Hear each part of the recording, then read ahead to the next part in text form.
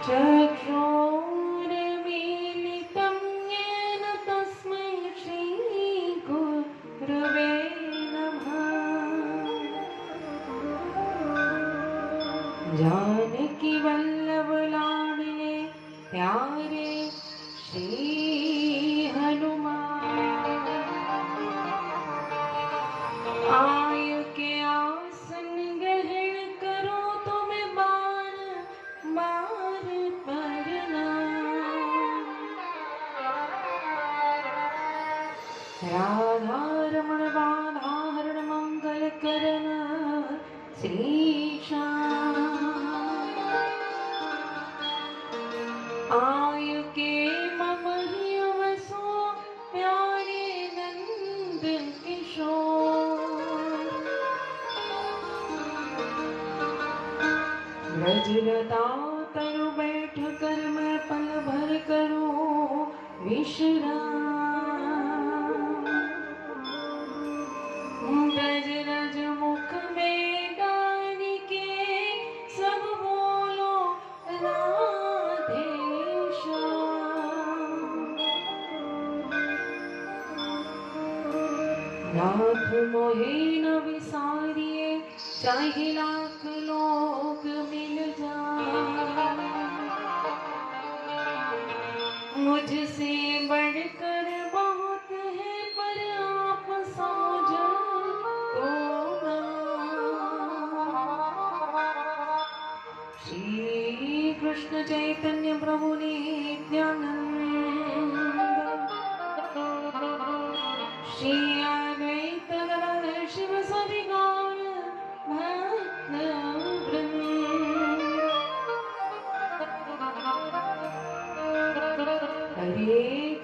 हरे कृष्ण कृष्ण कृष्ण हरे हरे, हरे राम राम राम हरे हरे।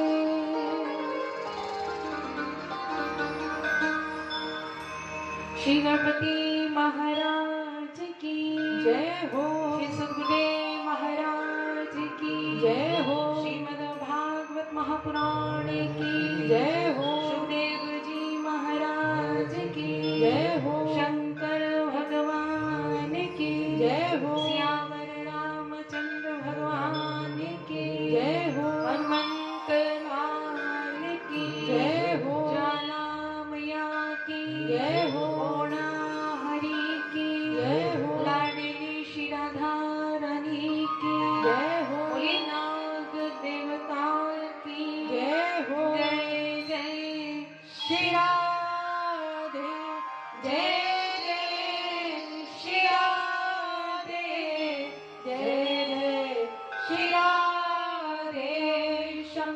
नित्य गौर हरि बोल।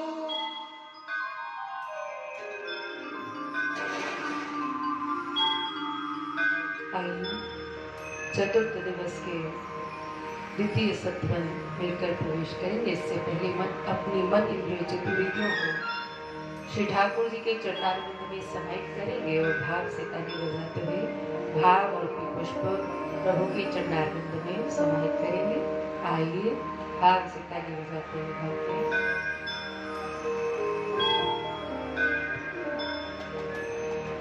काली कमली वाला मेरा यार है, मेरे मन का मोहन तू दिलदार है।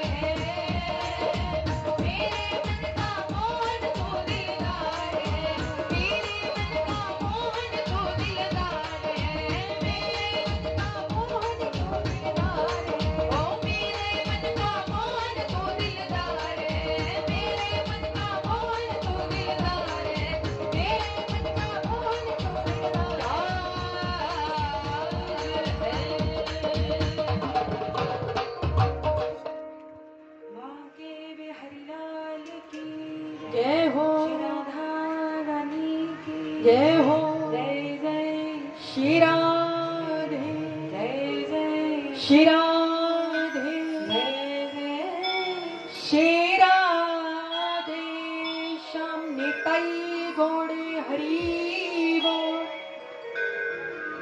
परम मंगलमय प्रात पर अखिलेश्वर तड़े द्वित पीताम्बरधारी प्रभु श्री बालकृष्ण लाल की प्रतिमूर्ति श्रीमद् भागवत महापुराण, जिसमें साक्षात मेरी राधा कुंद का वास है, श्री राधा के चरणारविंद में कोटि कोटि दंडवत प्रणाम करते हुए इष्ट देवता, क्षेत्र देवता, स्थान देवता, समस्त देवी को देवी देवताओं के चरणारविंद में कोटि कोटि दंडवत प्रणाम। विप्रजन, गंधर्व जन एवं जितने भी इस मंदिर में देव स्वरूप विराजमान है, समस्त देव स्वरूपों के चरणारविंद में कोटि कोटि दंडवत प्रणाम। एवं जितने भी लाडले भक्त यहाँ पर ठाकुर जी के विराजमान है, सबन के हृदय में विराजमान मेरी नील माधव सरकार के स्वरूप को कोटि कोटि दंडवत प्रणाम। और आप सभी को मेरी तरफ से प्यार भरी राधे राधे राधे राधे राधे राधे राधे राधे राधे राधे। राधे राधे। जब जब हम प्रभु का नाम जपते हैं, प्रभु को अपना मानते हैं, तो ये बात पक्की समझिए, ठाकुर जी भी हमें उतना ही चाहते हैं। अगर हम प्रभु से प्यार करते हैं तो प्रभु भी हमसे प्यार करते हैं। लेकिन कमी हमें क्या कहाँ रह जाती है, हम ठाकुर जी से ज्यादा इस संसार से प्यार करते हैं। जब हम संसार से प्यार करते हैं तब हमारे जीवन में क्या आता है, दुख आ जाता है। आप से बोलो हरे कृष्णा हरे कृष्णा। इधर उधर देखना बंद कर दो, मेरी तरफ देखो, है ना। अभी से देखना शुरू करोगे तो मुझे लगता है पूरी कथा में ही देखते रहोगे। अगर ठाकुर जी के आज साक्षात दर्शन करने हैं ना, तो ध्यान से कथा सुनना, बोलो भाव से हरे कृष्णा हरे कृष्णा हरे राम हरे राम। अच्छा, जीवन में दुख क्यों आता है पता है आपको? कथा में बैठकर भी इधर उधर झांकना, बातें करना, उस कारण जो है हमारे जीवन में दुख आता है। सुख अगर प्राप्त करना है तो केवल भगवान के नाम का सुमिरन कीजिए महाराज। दुख आता है तो प्रभु की याद आती है, और सुख आता है तो प्रभु की याद भूल जाती है महाराज। पर होना तो ऐसा चाहिए कि दुख सुख दोनों स्थितियों में हमें भगवान के नाम का सुमिरन करना चाहिए।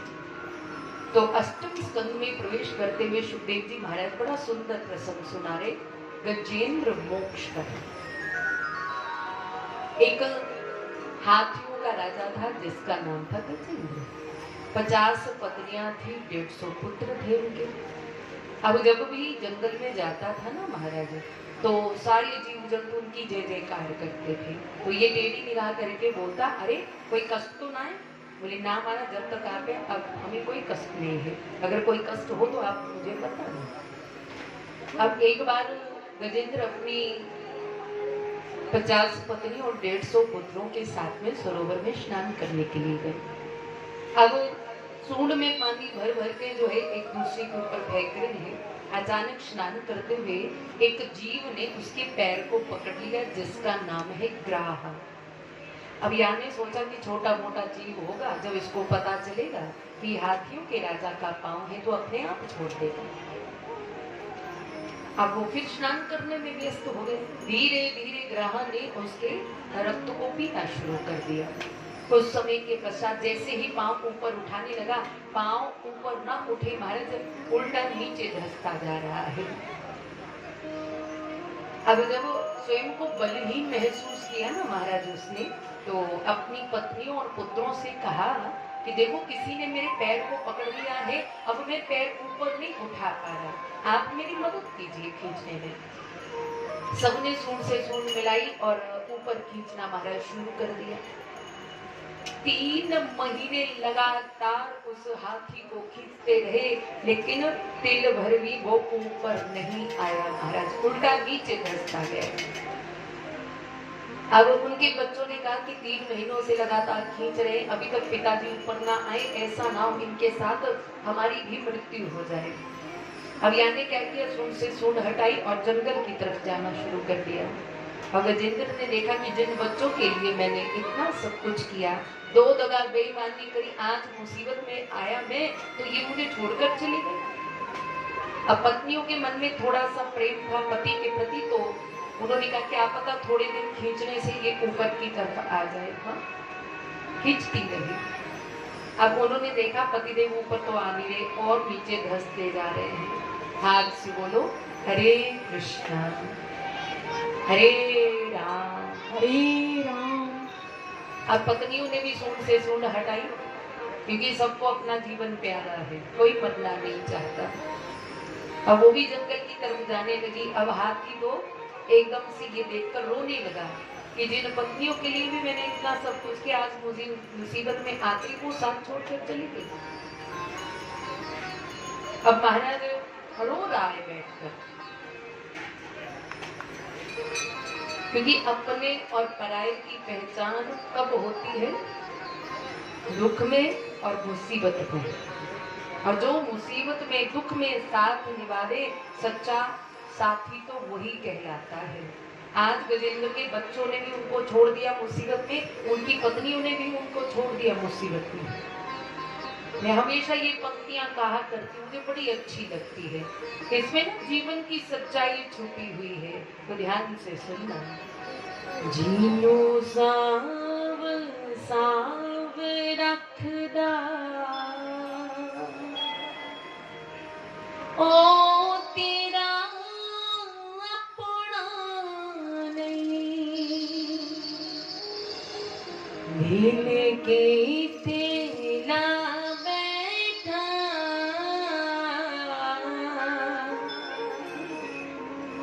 ओ तेरा ठिकाना नहीं, की सोच के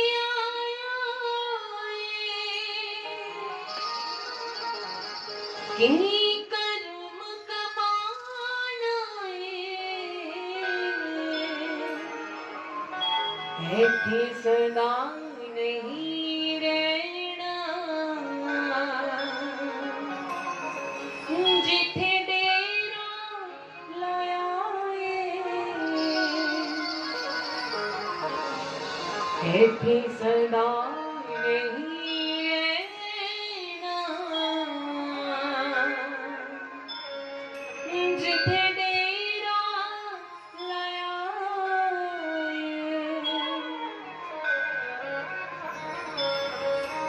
कहते कि जिस परिवार को, जिस सगे संबंधियों को, बच्चों को, पत्नियों को, सबको संभाल संभाल कर हम रखते हैं ना, महाराज वो अपने नहीं है। दिल लगाना था प्रभु से, लेकिन इस संसार से दिल लगा बैठे। मां के गर्भ में जब उल्टे लटके हुए थे ना, तो प्रभु से प्रार्थना की, प्रभु एक बार बाहर निकालो, आपका नाम जपेंगे। प्रभु ने कृपा की, हमें बाहर निकाला, लेकिन हमने बाहर आते ही उस दया निधि को विसार दिया। इस दुनिया की माया जाल में हम फंस के रह गए।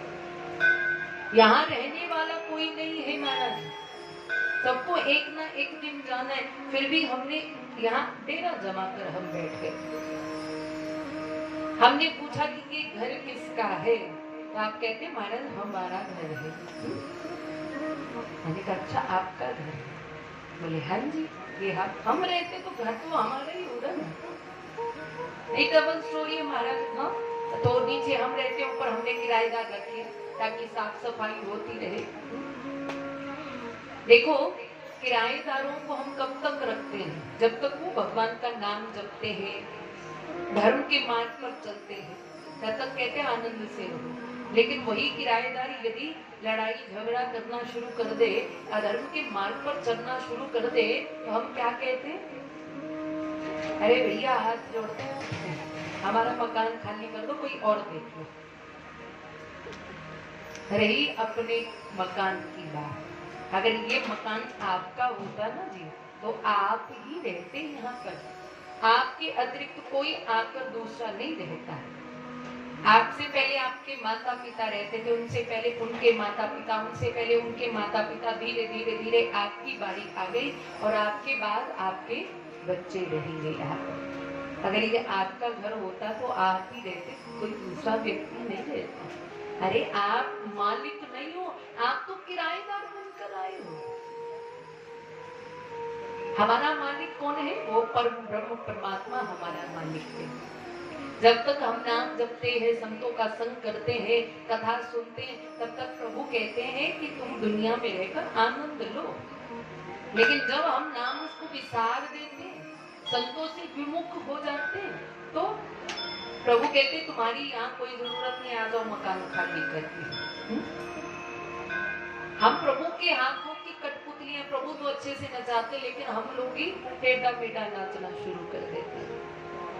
पता है हमें कि ये दुनिया हमारी नहीं है, फिर भी हम दुनिया को अपना मानते हैं। जब धोखा मिलता है तब रोते हैं बैठकर। मुसीबत में जब साथ छोड़कर चले जाते हैं तब हम रोते हैं ना बैठ के कि हाय हमने इतना इनका साथ निभाया, आज हम दुख में आए, आज हम मुसीबत में आए तो हमें छोड़कर चले गए।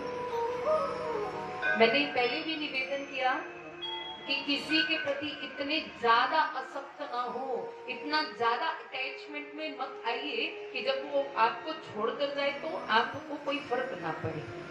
अपने आप को ऐसा बना लीजिए महाराज। आज गजेंद्र को पता चला कि कोई मेरा नहीं है, सिर्फ परमात्मा मेरे है, तो उनको परमात्मा की याद आई। उन्होंने गजेंद्र मोक्ष स्तुति का पाठ किया। क्या कह रहे हैं? एवं व्यवस्थितो बुद्ध्या समाधाय मनोहृदि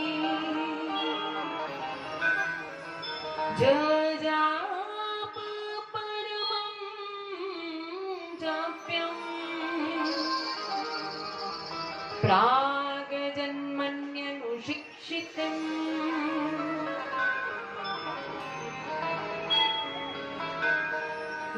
गजेंद्र ने बड़ी मंगलमय स्तुति परमात्मा की की, लेकिन उसने किसी का नाम नहीं लिया। वो कहता है कि जिसने इस सारी सृष्टि को बनाया, जिसने मुझ में हंसने, बोलने, चलने, फिरने, खाने पीने, हर क्रिया को करने की शक्ति भरी है, जिनकी कृपा से इस संसार में वायु का प्रभाव चलता है, जिनकी कृपा से पेड़ों के पत्ते हिलते हैं महाराज, जिनकी कृपा के बगैर सूर्य चंद्रमा भी प्रकाश नहीं दे सकते, ऐसे परमात्मा को मैं प्रणाम करता हूँ। वो आकर मेरी रक्षा करे। मैं उस क्षेत्रज्ञ को प्रणाम करता हूँ। क्षेत्र बोलते शरीर को, और क्षेत्रज्ञ कहते परमात्मा को। मैं उस क्षेत्रज्ञ को प्रणाम करता हूँ, वो मेरी आकर रक्षा करे, जो इंद्रियों का स्वामी है, जो निर्गुण होकर भी सगुण है, सगुण होने पर भी जो निर्गुण है, वो आकर मेरी रक्षा करे। अब आसमान में ना सारे देवता सज धज कर खड़े हैं। दुर्गा मैया कहती है, प्यारे तू माँ ही कह दे, तुझे और कुछ नहीं आता, माँ कह दे, मैं तुझे बचा लूंगी आके। भोले बाबा कहते अरे तू बाबा ही कह दे, अगर कुछ और नहीं आता है तो मैं तुम्हें बचा लूंगा आके। लेकिन इन्होंने किसी का नाम नहीं लिया। नारायण कहते हैं जिसका कोई नाम नहीं वो मेरा नाम है, मैं जाऊंगा बचाने के लिए। गरुड़ जी को आवाज लगाई, अब गरुड़ जी कह रहे हाँ जी प्रभु जी अभी आते, इंतजार कीजिए। बोले नहीं जल्दी आइए, किसी को बचाने जाना है। अब गरुड़ जी रास्ते में आ रहे और कह रहे हैं कि देखो मेरे बिना प्रभु कहीं ही नहीं जाते, मैं ही अपनी पीठ पर बिठाकर ना त्रिलोकी के चक्कर कटवाता हूँ प्रभु को। अब जैसे ही आया ना तो कहने लगा प्रभु विराजमान हो जाइए। अब प्रभु को पता लगे कि अभिमान आ गया इसको, पहले इसके अभिमान को दूर करना पड़ेगा, उसके पश्चात गजेंद्र को बचाएंगे। अब प्रभु ने क्या किया, या की पीठ पे अपनी छोटी उंगली धर दी। बोले उड़ के बताओ। अरे प्रभु काहे तो ठिठोली कर रहे हैं? हाँ अभी कह रहे थे जल्दी आओ जल्दी आओ, अब कह रहे हो मेरी उंगली को उड़ा। प्रभु कहते उड़ाओ तो सही, फिर देखते। बहुत देर तक पंखों को फटफड़ाते रहे, उड़ना तो दूर की बात, हिल भी नहीं पाए अपने स्थान से। प्रभु कहते तू अभिमानी बनता है, तू मुझे बिठाकर त्रिलोकी के चक्कर कटवाता। अरे तू नहीं बल्कि मैं तुम्हें त्रिलोकी की सैर करवाता हूँ। तब जाकर गरुड़ जी का अभिमान दूर हुआ, गरुड़ पर आसीन हुए, सीधे वहां पहुंच के जहां गजेंद्र था महाराज। केवल 3 भर सूंड बची है ऊपर, बाकी तो सारा नीचे डूब गया है। उसको आभास हुआ गजेंद्र को कि प्रभु आ गए हैं। तो पास में लगे कमल के पुष्प को थोड़ा सीधा प्रभु के चरणों में जो है फेंका। जैसे ही पुष्प प्रभु के चरणों तक पहुंचा तो प्रभु ने क्या किया, अपना सुदर्शन चक्र चलाना शुरू कर दिया। सरोवर के मध्य में जाकर सुदर्शन चक्र ने ग्राहक का उद्धार किया और गजेंद्र को सूंड से पकड़कर प्रभु ने ऊपर खींच लिया। बोलो भक्त वत्सल भगवान की जय हो। अब यहाँ पर प्रश्न उत्पन्न होता है कि प्रभु ने किसका उद्धार किया, गजेंद्र का उद्धार किया या फिर ग्राहक का? बोले उद्धार तो दोनों का किया, एक को मारकर और एक को बचाकर। ये गजेंद्र जो था पिछले जन्म में कौन था? कहते हैं कि पिछले जन्म में इंद्रद्युम्न था। एक बार अपनी रानियों के साथ सरोवर में स्नान करने के लिए गए तो वहां पर अगस्त ऋषि जी आ गए, यानी उनको देखकर प्रणाम नहीं किया, मदमस्त होकर स्नान करता रहा। अगस्त ऋषि जी को गुस्सा आ गया और गुस्से में आकर उन्होंने श्राप दे दिया कि तू एक मदमस्त हाथी की तरह जो है स्नान कर रहा है, जहां मैं तुम्हें श्राप देता हूँ तेरा अगला जन्म हाथियों की योनि में हो जाए। और ये जो ग्राह था ये रूहु नामक गंधर्व था, जिसको अपने रूप पर बड़ा अभिमान था। ये गंधर्वियों के साथ जो है एक बार घूमने के लिए गया तो एक सरोवर में देवल ऋषि जो है स्नान कर रहे थे, यानी सरोवर के मध्य में जाकर ना देवल ऋषि के पांव को पकड़ लिया जैसे एक ग्राह पकड़ता है। देवल ऋषि को जब पता चला, क्रोध में आकर श्राप दे दिया कि तेने एक ग्राहक की तरह मेरे पैर को पकड़ा है, मैं तुम्हें श्राप देता हूँ तेरा अगला जन्म ग्राह योनि में हो जाए। तो दोनों का उद्धार स्वयं मेरे नारायण ने किया। कहते प्रभु को यदि कोई वस्तु अर्पण हो जाए, जैसे पुष्प है, चावल है, चाहे कोई भी प्रसाद है, तो वो पैरों के नीचे नहीं आना चाहिए। तो एक बार दुर्वासा ऋषि जो है नारायण के पास गए वैकुंठ में, तो लक्ष्मी जी ने बड़ा सुंदर हार बनाकर जो है प्रभु को अर्पण किया। तो दुर्वासा ऋषि वहां थे तो प्रभु ने वो प्रसादी माला दुर्वासा ऋषि को दे दी। वहां से सीधे स्वर्ग आ गए और वहां पर उन्होंने क्या देखा, इंद्र ने बड़ी उनकी सेवा की, तो उनकी सेवा से प्रसन्न हो गए और वो प्रसादी माला इंद्र को दे दी। इंद्र ने वो प्रसादी माला ऐरावत हाथी के गले में डाली और ऐरावत हाथी ने अभिमान वश होकर माला को तोड़कर पैरों के नीचे कुचल दिया। इसका क्या परिणाम हुआ? इसका परिणाम ये हुआ कि देवताओं को अपने स्वर्ग से हाथ धोने पड़े। बोलो भाव से हरे कृष्ण हरे राम। देखो आज तो गर्मी भी नहीं है, ऑटोमेटिकली प्रभु ने अपनी ठंडी ठंडी हवा चला रहे। बाकी हर क्षेत्र में जहाँ देखो बारिश हो रही है, यहाँ नहीं हो रही। क्यों? प्रभु ने आपके लिए एसी लगाया हुआ है। अब एसी आपके लिए लगा हुआ है, आप फिर भी ना बोलो तो फिर प्रभु क्या करे है? बोलो ना भाव से हरे कृष्ण हरे राम। अब महाराज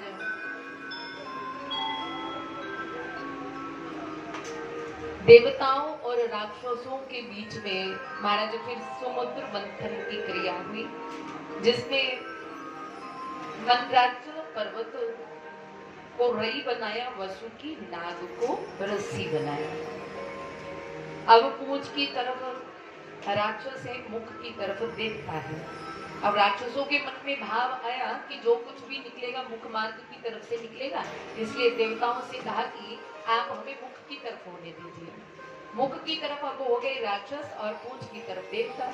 जैसे दोनों वासुकी नाग को पकड़कर अपनी अपनी तरफ खींच रहे थे ना जी, तो महाराज वासुकी नाग के मुख से हलाहल काला काला धुआं निकला महाराज। तो जिसके प्रभाव से ये जितने भी राक्षस थे महाराज वो काले हो गए। अब यानी सोचा कि पहले अमृत निकलेगा, लेकिन महाराज हलाहल उल्बटा नाम का विष निकल आया। अब सब डर गए, अगर ऐसे खुले में छोड़ेंगे तो सारी सृष्टि विषैली हो जाएगी। तो नारायण ने कहा कि आप ऐसा कीजिए, ये जो विष का मटका है भोले बाबा को दे आएंगे और कह दो कि नारायण ने प्रसाद भेजा है। भाव से बोलो हरे कृष्णा। हरे कृष्णा। अब जब मैं पूछने पे आऊंगी ना, फिर पता नहीं लगेगा कि क्या सुना रहे थे। हाँ, कितनी बार मैंने देखा, लेकिन मुझे लगता है समझ में नहीं आती। सीधे होके बैठो माता जी, बिठाओ इनको सीधे करके, बोल रहे इनको सीधे होके बैठो, बातें करने थोड़ी ना आई है यहाँ पे।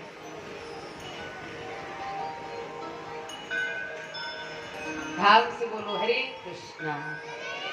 अब जो कोई भी बात करते हुए नजर आ गया ना, उसी के स्थान पर खड़े करके ना पूरी कथा उससे सुनूंगी फिर मैं। ठीक है, कथावाचक ही उसको बना देना। मैंने फिर आजा भाई यहाँ बैठ के सुना। अब आगे की कथा फिर मैं बैठूंगी वहां नीचे, फिर कथा सुनूंगी आपसे। बोलो भाव से हरे कृष्णा हरे राम हरे राम। क्या सुना रही थी मैं? उल्बटा नाम का विष निकला, भोले बाबा के पास लेकर गए, कहा नारायण ने प्रसाद भेजा है। सुनते ही उस मटके को मुख से लगाया, एक ही श्वास में सारे विष को वो पी गए। लेकिन उन्होंने कंठ में ही पूरे विष को रोक लिया, पेट में लेकर नहीं गए।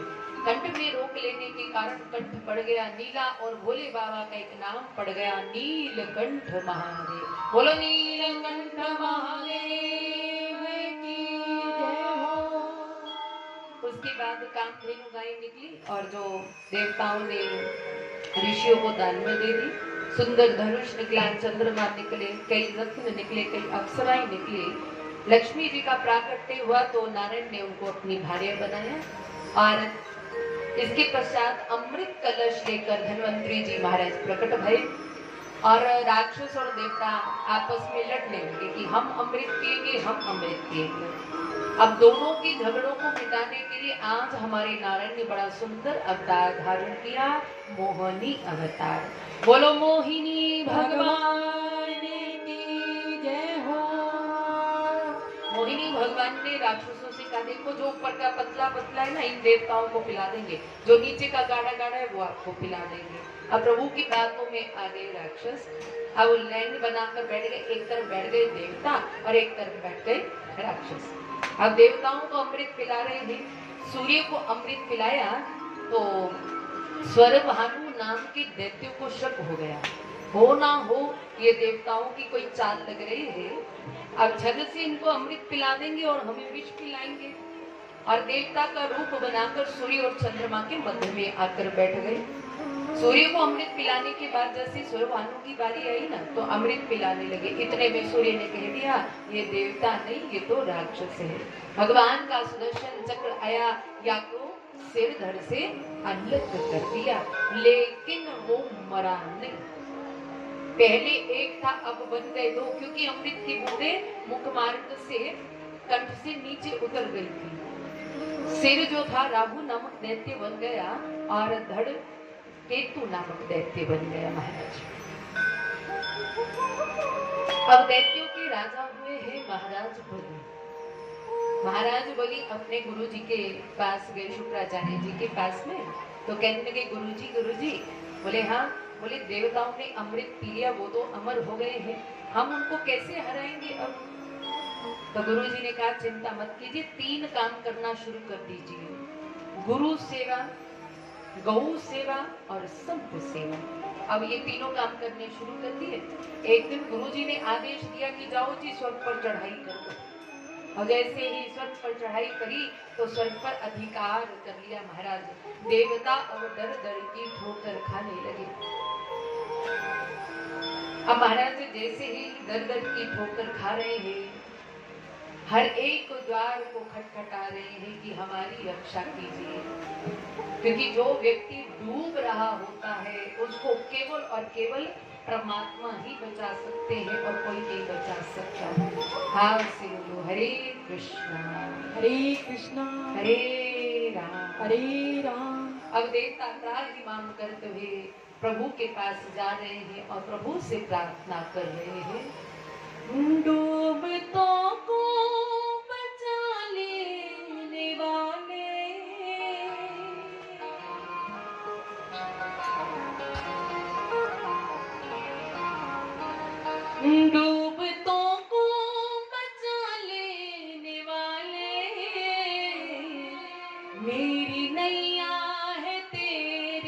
हवाले, मेरी नैया है तेरे हवाले।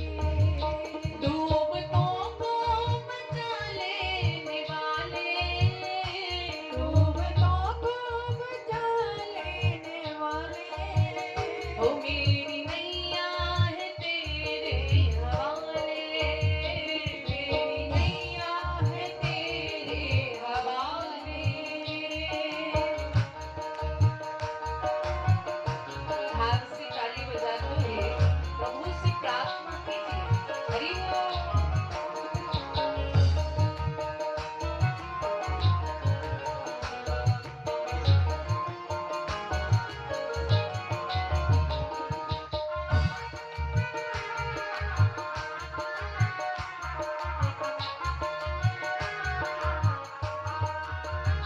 लाख अपनों को मैंने पुकारा, सबके सब गल गए हैं किनारा। लाख अपनों को मैंने पुकारा, सबके सब गल गए हैं किनारा। अब तो देता न कोई दिखाई, मुझको प्यारे है तेरा सहारा। अब तो देता न कोई दिखाई, मुझको प्यारे है तेरा सहारा।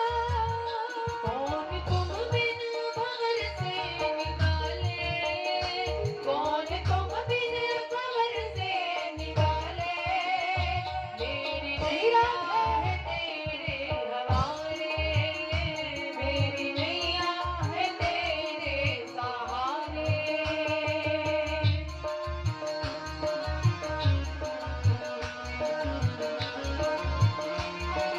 हरि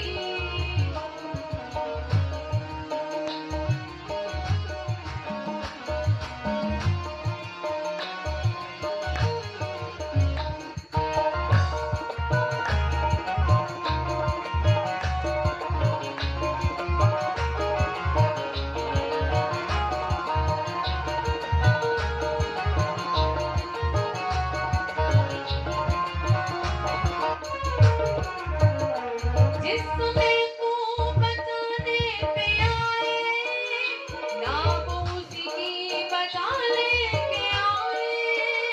जिसमें तू बचाने पे आए, ना वो उसी की बचा के ले आए। जिसमें तेरी दया जैसी होवे, उस पे कैसे कभी आँच आए। जिसमें तेरी दया जैसी होवे, उस पे कैसे कभी आँच आवे। आँधियों में ही तू ही संभाले, आँधियों में ही तू ही संभाले, मेरी नैया है तेरे हवाले, मेरी नैया है तेरे हवाले, ओ मेरी नैया है तेरे हवाले।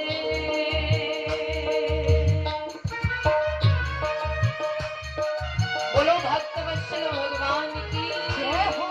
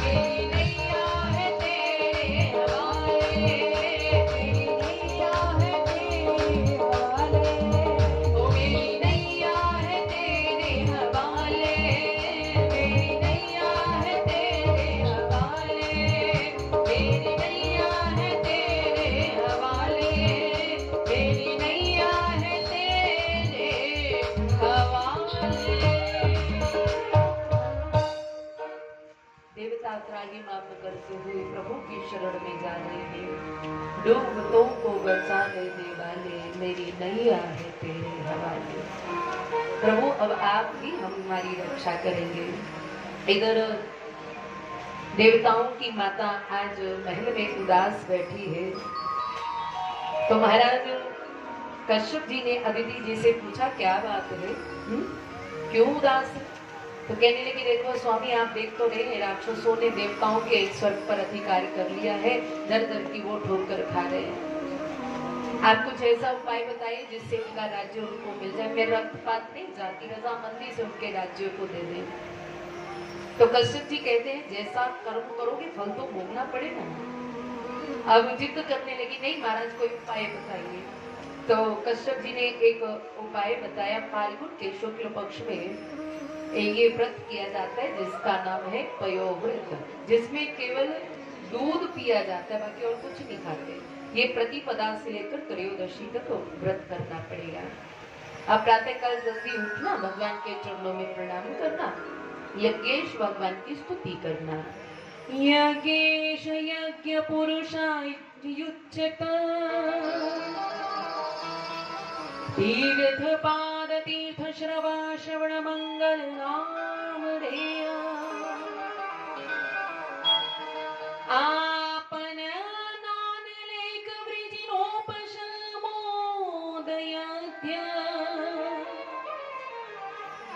शम्नः विधीश भवन सीदीन नाथ। तो इस स्तुति का निरंतर आपको जाप करना है। तो मुझे लगता है ठाकुर आपके घर में स्वयं पुत्र बनकर आएंगे, आपके बच्चों के राज्य को दिलवाएंगे। निरंतर उन्होंने बड़े भाव प्रेम से इस व्रत का को किया। जैसे पारण करने लगी तो नारायण प्रकट हो गए। वर मांगने के लिए कहा तो उन्होंने कहा देखो महाराज मैं रक्तपात नहीं चाहती, इन राक्षसों ने मेरे बच्चों के स्वर्ग पर अधिकार कर लिया है, तो रजामंदी से ये उनके राज्य को दे दें बस। बोले देखो भैया मैं भी आपके घर में आपका पुत्र बनकर आऊंगा और अपने भाई देवताओं के राज्य को वापस दिलवाऊंगा। तथास्तु करके वैकुंठ गए। त्राही मांग करते हुए देवता आ गए। देवताओं ने भी यही बात कही कि हमारे राज्य को दिलवा दीजिए। प्रभु कहते हैं कि देखो राजा बलि पर हो गई है गुरु की कृपा, लेकिन जिस पर होती गुरु की कृपा उसको संसार की कोई भी ताकत हरा नहीं सकती। मैं आपका भाई बनकर आऊंगा और आप छल से आपके राज्य को दिलवाऊंगा। देखिए ये जो भादो का महीना है ना जी बड़ा उत्तम महीना है। इसी भादो महीने में राधा रानी का प्राकट्य हुआ, इसी भादो महीने में दाऊ भैया का प्राकट्य हुआ, इसी भादो महीने में कन्हैया का प्राकट्य हुआ और इसी भादो महीने में सुखदेव जी ने परीक्षित को कथा सुनाई और इसी भादो महीने में वामन भगवान का अवतार हुआ। भादो महीने के शुक्ल पक्ष की द्वादशी तिथि ठीक दोपहर के 12 बजे भगवान नारायण देवताओं की कार्य की सिद्धि करने हेतु माता अदिति के महल में प्रकट हो गए। बोलो वामन भगवान की जय हो। बड़ा सुंदर स्वरूप वामन भगवान का, छोटे छोटे हाथ है, छोटे छोटे चरण है, छोटा सा मुखार विंद है, शंख जैसी ग्रीवा है, मुट्ठी भर की कमर है, 4 अंगुल का पेट है, मोती जैसे दांत है, टमाटर जैसे गाल है, बिंपा फल जैसे उनके होंठ है, बटुआ जैसा मुख है। बहुत सुंदर बालक है महाराज। माता अदिति ने इसको कौपिन पहनाई, बृहस्पति जी ने जनेऊ धारण करवाया, दिशाओं के स्वामी जगतपति ने छत्र अर्पण करा, ब्रह्मा जी ने कमंडलू दे दिया, सप्त ऋषियों ने कुशासन दे दिया और खड़ाऊ अर्पण करी चरणों में। भगवती उमा देवी ने भिक्षा पात्र में भिक्षा डाल दी। ये सारी भिक्षा लेकर गुरु कश्यप जी के पास में आए। तो कश्यप जी ने कहा कि मुझे ये छोटी मोटी भिक्षा ना चाहिए, मुझे तो त्रिलोकी की भिक्षा चाहिए। हम से बोलो हरे कृष्णा हरे राम हरे राम।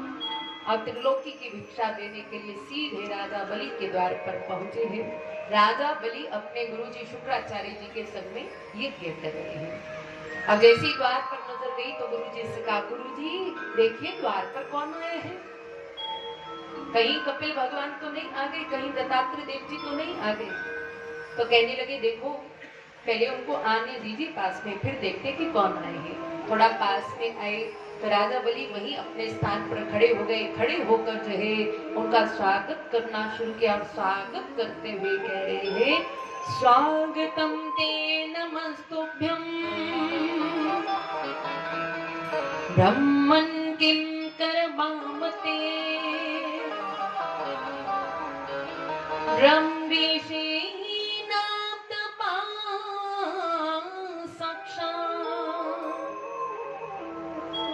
मन्ये त्वयार्य वपुर्धरम्। बहुत बहुत स्वागत है महाराज, आप मेरे राज्य में आए, लेकिन किधर से आगमन हो रहा है? और आपका विवाह हो गया है क्या?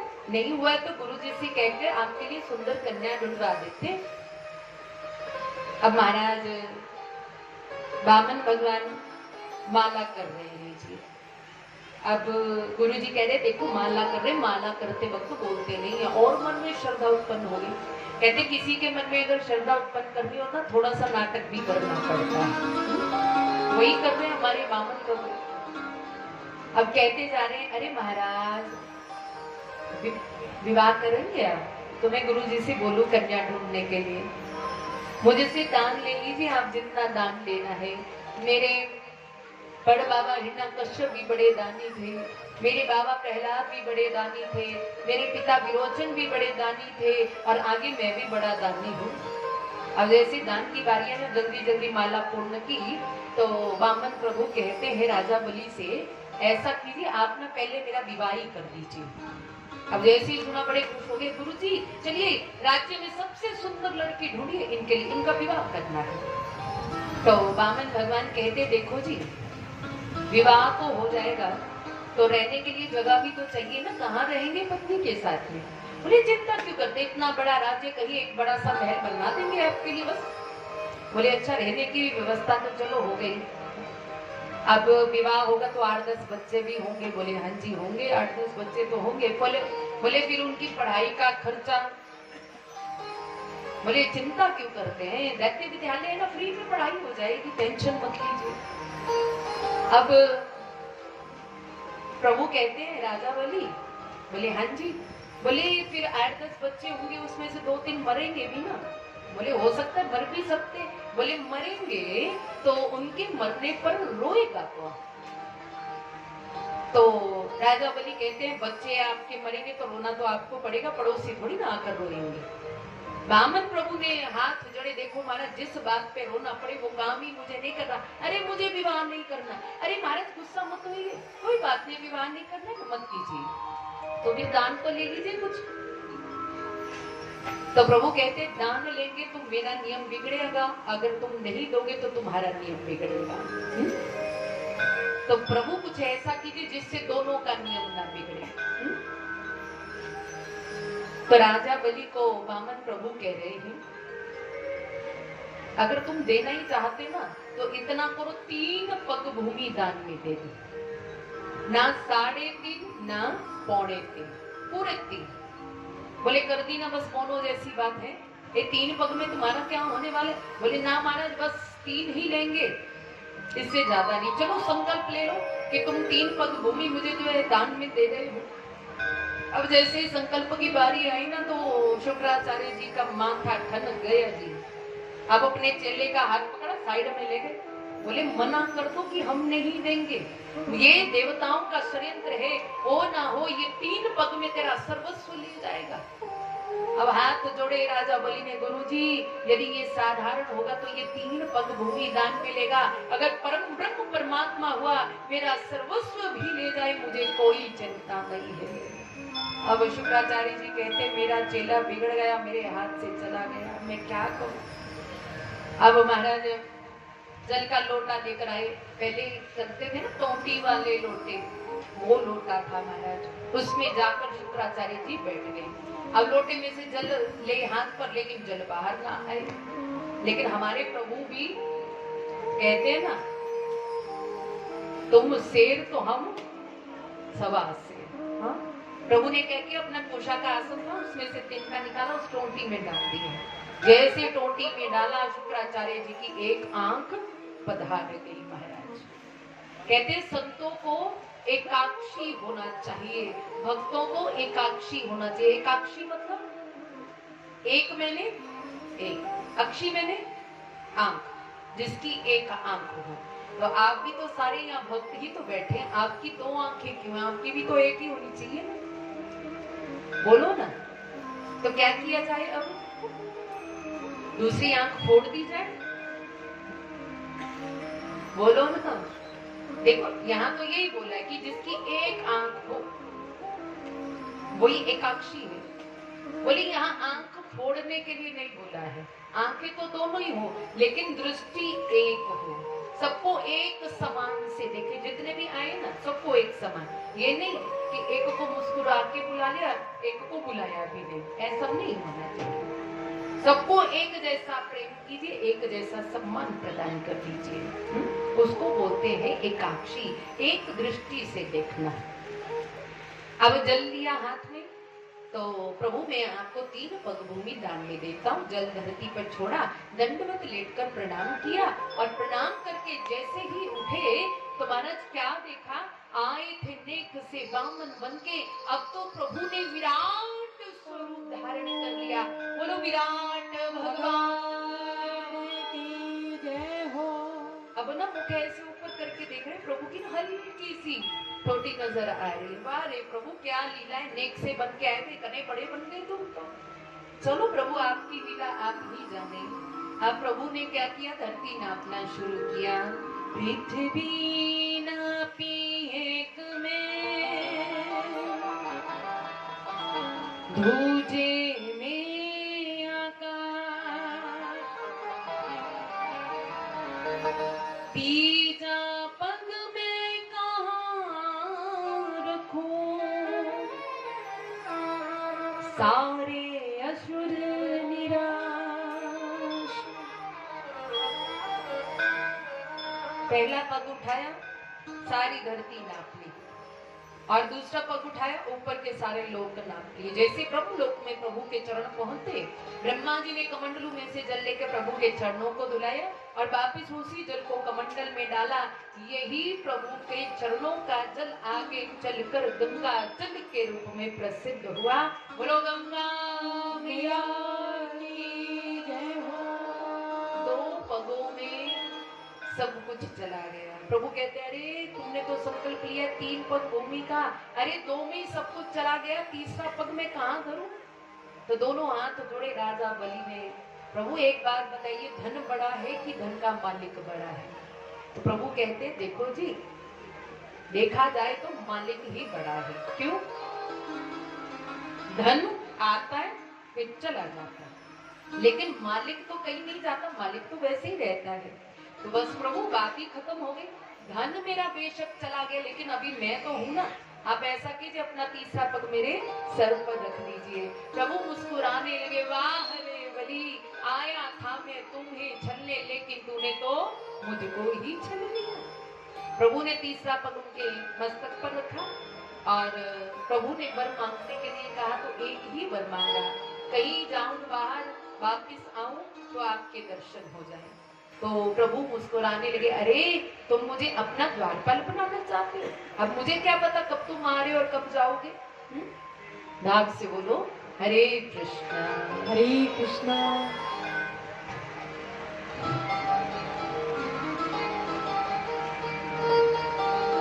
कुछ नहीं होता, डरो मत। ये डराते हैं, अभी ठाकुर जी ने आना ये तो सोचो, है ना? बाकी कोई नहीं। भाग से बोलो हरे कृष्णा। अगर आप यहाँ बैठे बैठे भीग जाओगे तो प्रॉब्लम तो नहीं है? देख लो, सोच लो। नहीं तो मुझे आदेश आ रहा है कि आप ना जल्दी जल्दी जल्दी करो। कैसे? जैसे हनुमान जी गए थे ना, सीधे स्पीड में लंका पहुंच गए थे। मुझे लगता है फिर मुझे सीधे कहाँ पहुंचना पड़ेगा? मथुरा पहुंचना पड़ेगा जी। अब आप देख लो, बता दो मुझे। बोलो भाव से हरे कृष्णा। छोटे लेके बैठे हो ना, छोटे बच्चे लेके बैठे हुए हैं ना, छोटे बच्चे 2-3 4 महीने के। हाँ, जो छोटे छोटे बच्चों को लेके आए ना 2-2 4-4 महीने के, वो आप ऐसा करो उनको लेकर यहाँ शेड के नीचे आ जाओ, बाकी सब ऐसे ही बैठे रहो। जिनके छोटे छोटे बच्चे हैं वो उठ के आ सकते हैं, और जिनके पास बच्चे नहीं है ना वो बैठे रहेंगे। ऐसा ना हो कि वो बैठ जाए आके यहाँ पे। आ जाओ, निवेदन है आपसे, क्योंकि बच्चे तो चलो है ना, बारिश का असर पड़ता है बच्चों पे, हम लोगों पे तो कोई असर नहीं पड़ेगा।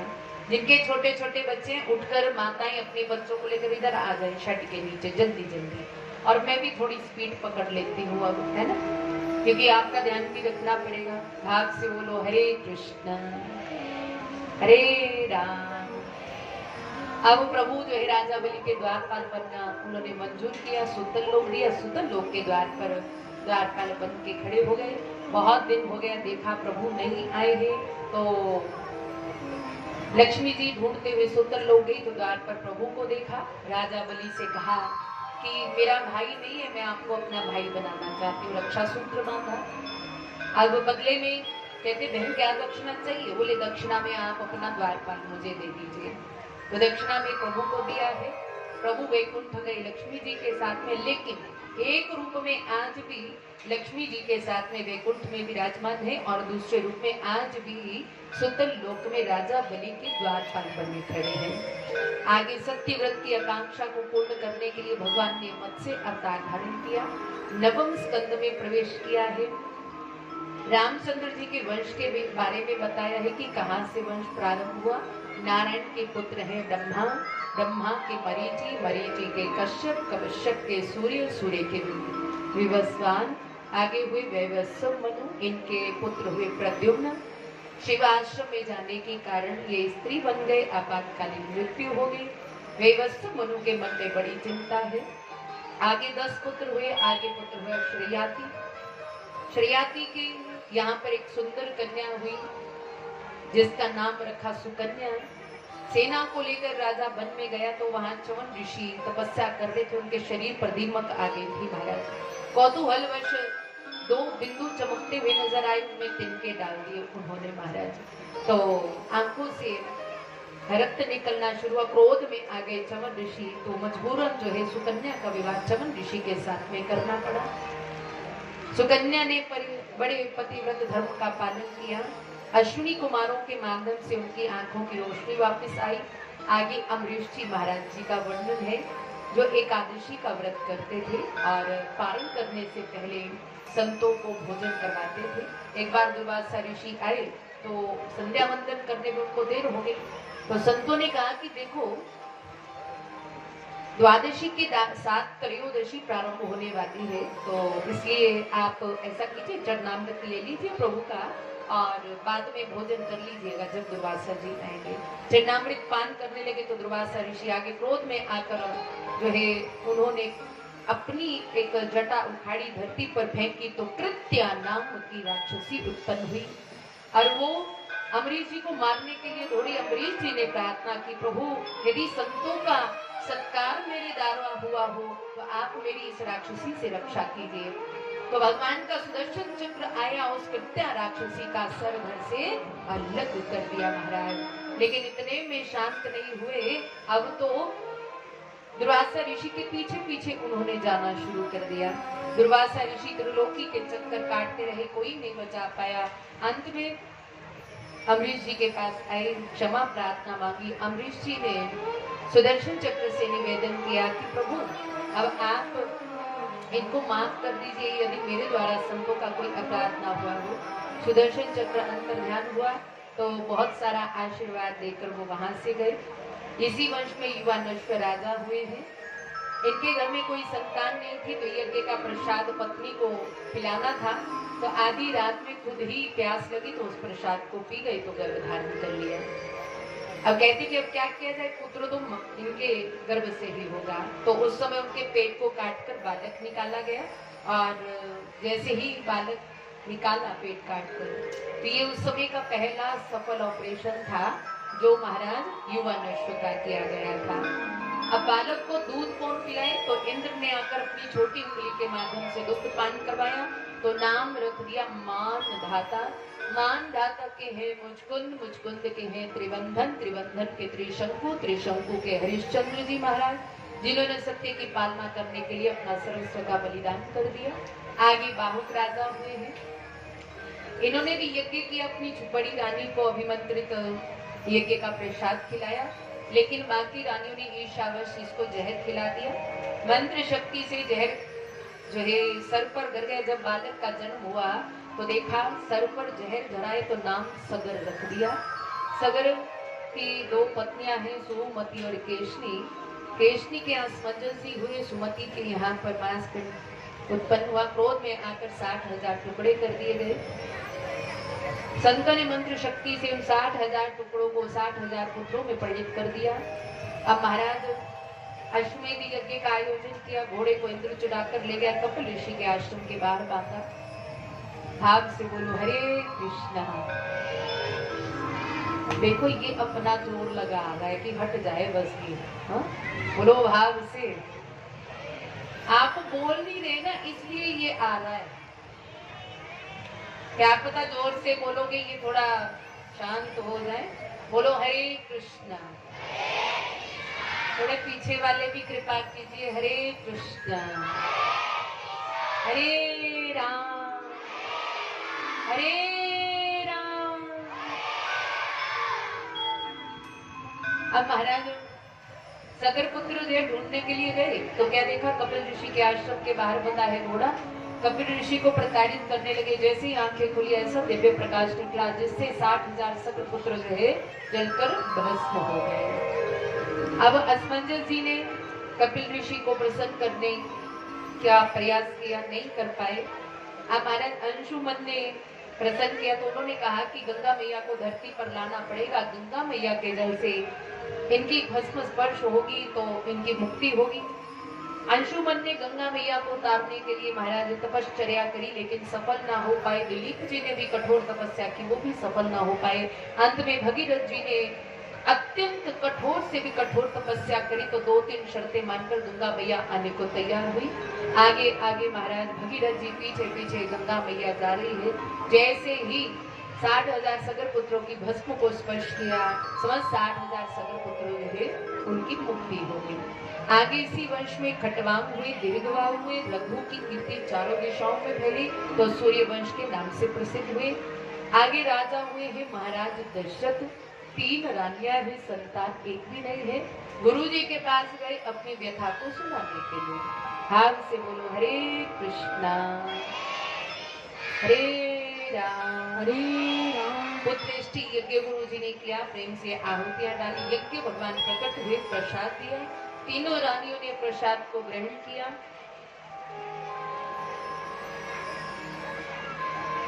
थोड़ा शांति बना के रखिए, इधर शांति बना के रखिए, शोर मत कीजिए। हाथ से बोलो हरे कृष्णा हरे कृष्णा। अब अयोध्या में चारों तरफ आनंद का वातावरण, क्योंकि अयोध्या के राजकुमार आने वाले हैं। आ रही है नवमी तिथि। नवमी तिथि मधुमास पुनीता, शुक्ल पक्ष अभिजित हरिप्रीता। चैत्र मास के शुक्ल पक्ष की नवमी तिथि अभिजित मुहूर्त दोपहर के ठीक 12 बजे कौशल्या मैया के महल में चारों तरफ प्रकाश फैल गया और हमारे नारायण राम अवतार धारण करके प्रकट हो गए। बोलो रामचंद्र भगवान की जय हो। आज दासी देखने के लिए आई, कौशल्या जी उठी नहीं है, तो भीतर गई तो देखा लाला भयो है। दौड़कर महाराज दशरथ को बधाई दी। महाराज बधाई हो। हाय हाय, तुसी ऐसा बधाई देंगे, जरा जोर का ला लो, क्योंकि अभी अभी कन्हैया भी आने वाले, प्रैक्टिस कर लो, थोड़ा जोर लगा देंगे। बोलो बधाई हो बधाई हो। अब महाराज आभूषण लुटाने लगे, इतने में सुमित्रा के महल से दासी दौड़ती हुई आई। महाराज बधाई हो, लाला भयो है। इतने में कैकेयी के महल से दासी आई। 1 नहीं 2 नहीं 3 नहीं 4 राजकुमार प्रकट भये हैं। बधाई हो बधाई हो। अयोध्या में चारों तरफ आनंद का वातावरण। अब महाराज, अब राम कथा में सुनाने बैठूंगी ना तो मुझे लगता है रात्रि ना हो जाए, इसलिए संक्षिप्त रूप में जो है हम राम कथा को सुनेंगे। वैसे भी राम कथा के लिए 9 दिन चाहिए। अब संक्षिप्त रूप में सुनेंगे तो पूरी कथा का फल आपको मिल जाएगा। इसमें कहते कि राम जी का जन्मोत्सव पूरा 1 महीना मनाया गया। नामकरण करने के लिए वशिष्ठ जी 108 ब्राह्मणों को साथ में लेकर आए। भोले बाबा का देश बदल कर काकभुसुंडी जी के संग में आए दर्शन करने के लिए। विश्वामित्र जी के संग में फिर राम लक्ष्मण गए। फिर मारुति सुबाहु का उद्धार किया, फिर ताड़का का उद्धार किया। जनकपुरी के धनुष यज्ञ में सम्मिलित हुए। धनुष तोड़कर जानकी जी के संग में विवाह हुआ। लक्ष्मण जी का उर्मिला के साथ में, भरत का मांडवी के साथ में, शतगोविंद का शुद्धकीर्ति के संग में विवाह हुआ। सभा में परशुराम जी आए तो अपना साक्षात्कार प्रभु ने उनको करवाया। फिर अयोध्या में आए, लेकिन अयोध्या की खुशियों को किसी की नजर लग गई। हाँ से बोलो हरे कृष्णा हरे राम। ऐसा करो, थोड़ा आगे आगे खिसक जाओ, जल्दी जल्दी से हो जाओ, जल्दी जल्दी जल्दी जल्दी हो जाना, देर मत लगाइयो। कुछ माताएं इधर आ जाओ, जहां जगह मिलती है शेड के नीचे, इधर आ जाओ। बाकी थोड़ा आगे आगे हो जाओ।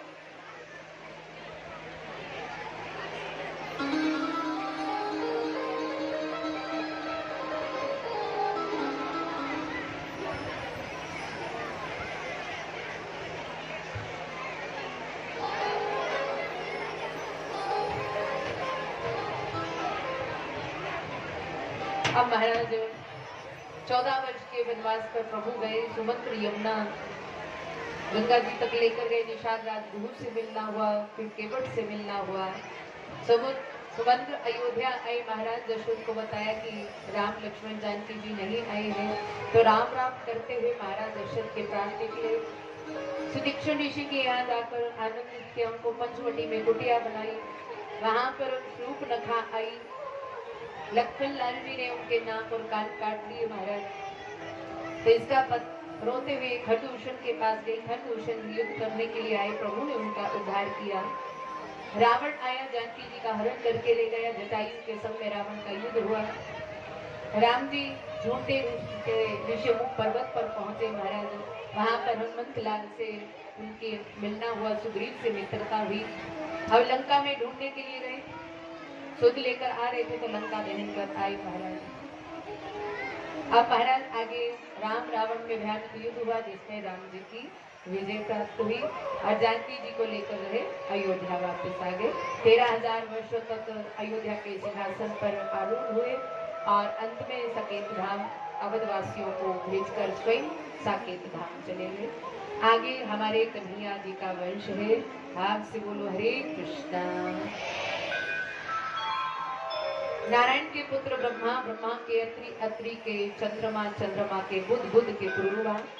आगे रंती देव जी का वर्णन है।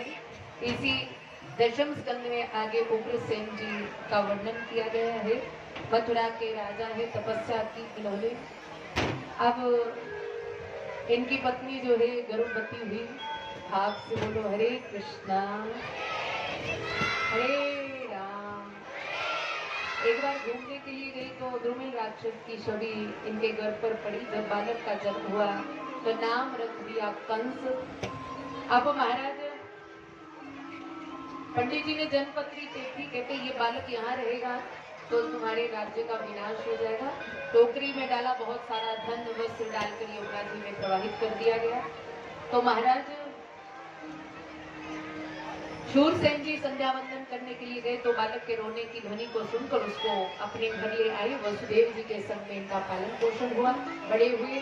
तो नारद जी ने आकर इनको बता दिया कि आपके पिता जो है उग्रसेन है। वन में जाकर तपस्या करी, बड़ी बड़ी राक्षसी शक्तियां प्राप्त करी इन्होंने महाराज। आकर मथुरा पर अधिकार किया, किसी को यज्ञ करने नहीं देते, हाहाकार मचा दिया। अब देवता समस्त ठाकुर जी से प्रार्थना करते हैं, प्रभु अब आपको ही हमारी रक्षा करने के लिए अवतार लेना पड़ेगा। अब कंस कि मन में एक दिन दया आ गई कि मेरी लाडली बहन है देवकी, क्यों ना इसका विवाह अपने मित्र वसुदेव के संग में कर दे। बड़ा सुंदर विवाह किया, बड़ा दान दहेज दिया उन्होंने। अब मन में था अपनी बहन को खुद ससुराल छोड़ने जाऊंगा महाराज। ससुराल छोड़ने के लिए गई है, रास्ते में ही आकाशवाणी हे कंस, जिस बहन को लाडली बनाकर तुम ससुराल छोड़ने जा रहे हो, इसका अष्टम गर्भ तेरा काल होगा। जैसे ही सुना रथ को रोक दिया महाराज। उसके पश्चात देवकी को केशों से खींचकर नीचे उतारा, तलवार का प्रहार करके मारने लगे। तो महाराज वसुदेव जी ने कहा आपको इससे भय नहीं बल्कि इसके अष्टम गर्भ से है, तो आप इसको छोड़ दीजिए। इसके गर्भ से भी जो संतान उत्पन्न होगी बाइजोर हम दे देंगे। जेल में बंद किया, पहला पुत्र हुआ कीर्तिमान। अब महाराज उसको जो है उन्होंने शिला पर पटक कर मार दिया। होते होते 6 संतानें हुई, उनको मारा। 7वें में दाऊ भैया आ रहे हैं तो संकर्षण विधि से उनको रोहिणी के गर्भ में पहुंचाया। 8वें में आ रहे हैं हमारे कन्हैया। कृष्ण पक्ष अष्टमी तिथि बुधवार, रोहिणी नक्षत्र, रात के ठीक 12 बजे सारी कमान योग माया के हाथ में थमा दी है। जेल में चारों तरफ प्रकाश फैला। हमारे नारायण आना था, लाला बनकर बाबा जी बन के आगे भी 4 भुजाएं शंख चक्र गदा पद्म धारण करके आ गए। तो भैया ने कहा कि लाला छोटा होता है, इतना बड़ा थोड़ी ना होता है, छोटे बन जाइए। छोटे बन गए। 2 भुजाएं हटा दी, शंख चक्र गदा पद्म हटा दिए। कहने लगे भैया अब आप हमें स्तनपान करवा दीजिए और नंद बाबा के यहाँ छोड़ आना, वहां पर एक कन्या हुई होगी, आप उनको उठा कर ले आना। अब स्तनपान करवाया, टोकरे में डाला महाराज। देखो पूरा वैसा ही दृश्य, मूसलाधार बारिश हो रही है, तेज हवाएं चल रही है, यमुना उफान पर पहुंच गई है। वसुदेव जी ने मस्तक पर लाला को उठाया है, यमुना जी को प्रवाहित कर रहे हैं। अब दाढ़ी तक यमुना जी पहुंच गई वसुदेव जी को। अब लाल जी समझ गए ये हमारा स्पर्श चाहती है। लाला ने टोकरे में से पैर नीचे किए, यमुना जी ने स्पर्श किया, यमुना जी नीचे हो गए। यमुना को पार करके जो है नंद भवन पहुंचे, एक कन्या प्रकट भई थी, उसको उठाया और उसके स्थान पर लाला को लेटा दिया और वापस आ गए। इधर नंद बाबा की बहनें नंदा सुनंदा 6 महीने पहले आगे आज देखा भाभी उठी नाए, भाभी जी को देखती हूँ मैं जाकर। जैसे ही भीतर गई तो क्या देखा, पास में अब यो पतो ना है कि लाला है कि लाली है। हरी शरणम करते करते चदरिया को जैसे उठाया तो शोर मचाना शुरू कर दिया। बधाई हो,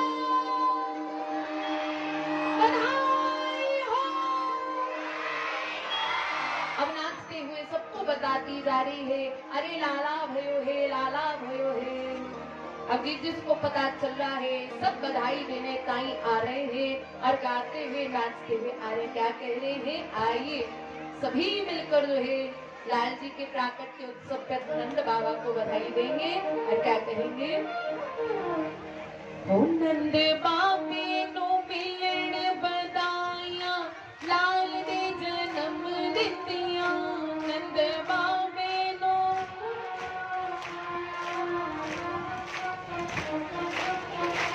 नंद बाबे नो मिलन बधाइया, लाल दे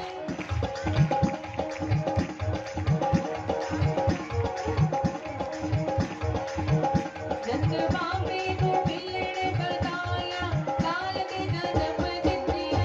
नंद बाबे नो मिलन बधाइया, लाल दे जन्म दितिया। नंद बाबे नो मिलन बधाइया, लाल दे जन्म दितिया।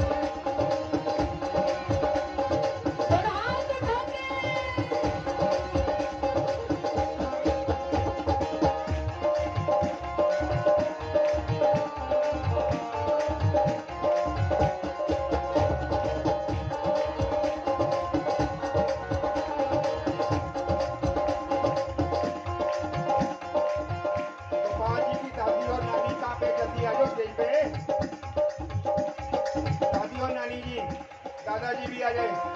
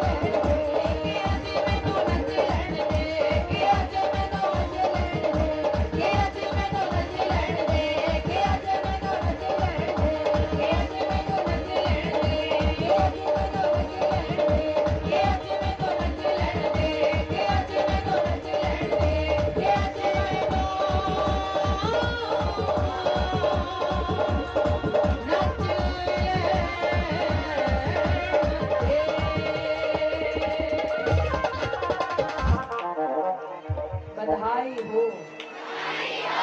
कंजूसी नहीं करनी, जोर से बोलो बधाई हो, बधाई हो। अरे लाला के जन्मोत्सव की बाबा को, अरे मैया को और हमारे नाग देवता को बधाई हो, और आप सबको बधाई हो, और हम सबको। देखो हमारी बारी आई तो कैसे कंजूसी है, हमसे कोई दुश्मनी क्या, हमें धीरे से बधाई दी है, जरा जोर से बधाई दो। हम सबको बधाई हो।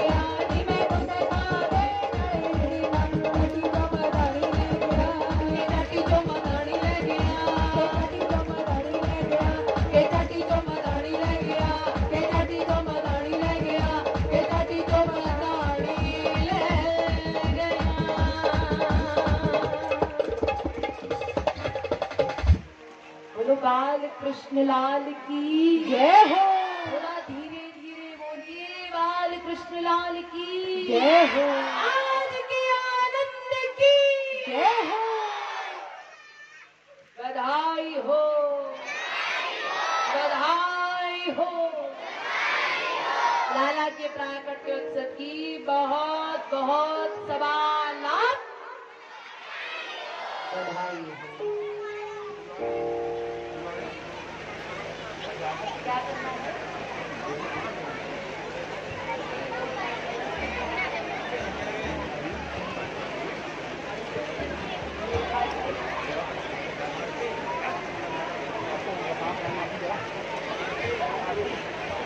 अब जिनको भी प्रणाम करना है, लाल जी झूले में विराजमान है, तो लाल जी को आप प्रणाम भी करेंगे और साथ साथ में फिर आरती भी करेंगे, ठीक है? क्योंकि बारिश ने तो इंद्र देवता ने अपना जोर लगाया है और आपने अपना जोर लगाना है, ठीक है? देखो मुकाबला हो जाए आज इंद्र देवता में भी और आप में भी।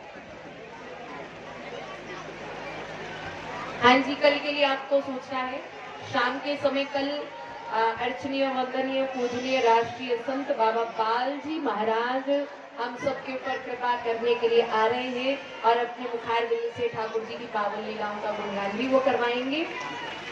शाम के समय ही आएंगे और कल रात्रि में गोवर्धन महाराज की भी पूजा की जाएगी और हो सके जैसे आज आप लेकर आए ना माखन, टॉफियां, खिलौने जो लेकर आए हो, ठीक वैसे ही कल आपको लेकर आना है 56 भोग का प्रसाद गिरिराज महाराज को लगता है। जरूरी नहीं कि आपको 56 ही लेके आने, नहीं, कोई एक चीज ले लीजिए, एक एक चीज सब। देखो इतने लोग हैं यहाँ पर, एक एक चीज लेकर आएंगे, मुझे लगता है 56 से ज्यादा हो जाएंगे, ठीक है?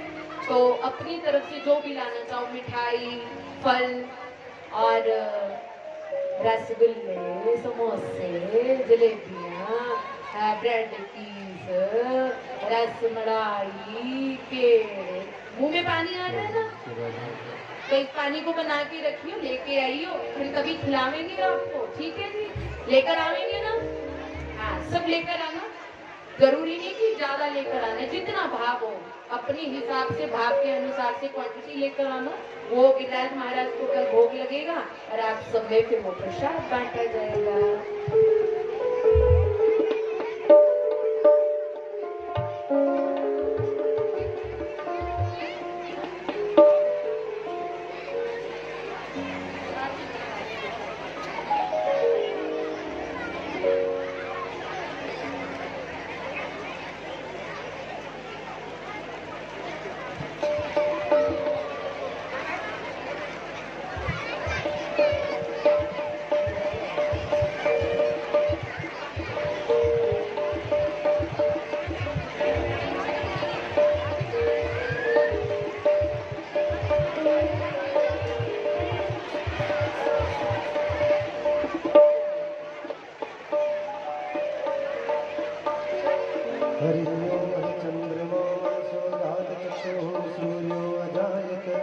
श्रोत्रादयस्य प्राणस्य मुखाग्निः जायते। श्रीमद्भागवत भगवान की है आरती, पापियों को पाप